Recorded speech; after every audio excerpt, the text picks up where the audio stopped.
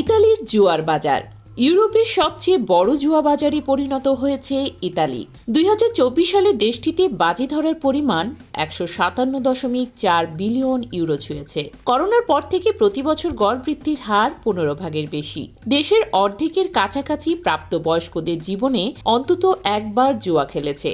দক্ষিণ ইতালির দারিদ্র্যপীড়িত অঞ্চলগুলোতে মাফিয়ার হস্তক্ষেপও দৃশ্যমান। রাষ্ট্র ও ব্যাটিং কোম্পানিগুলো যতই দায়িত্বশীল খেলা প্রচারের দাবি করুক, বাড়ছে আসক্তি ও অবৈধ ব্যাটিংয়ের ঝুঁকি।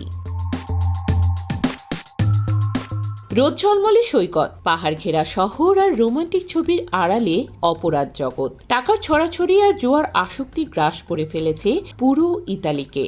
2024 সালে ইতালিয়ানরা জুয়ার পেছনে খরচ করেছে প্রায় 160 বিলিয়ন ইউরো, অথচ 2004 সালে এর পরিমাণ ছিল মাত্র 25 বিলিয়ন ইউরো। ব্রিটেন, জার্মানি, ফ্রান্সকে পেছনে ফেলে জুয়ার রাজধানী তকমা এখন ইতালির দখলে।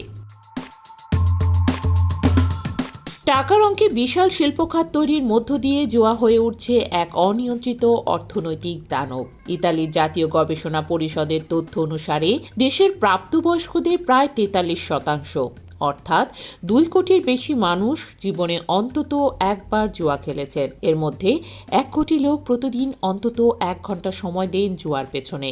সাধারণ ইতালিয়ানদের দাবি, রাষ্ট্র নিজেই মানুষকে ঠেলে দিচ্ছে জুয়ার আড্ডায়।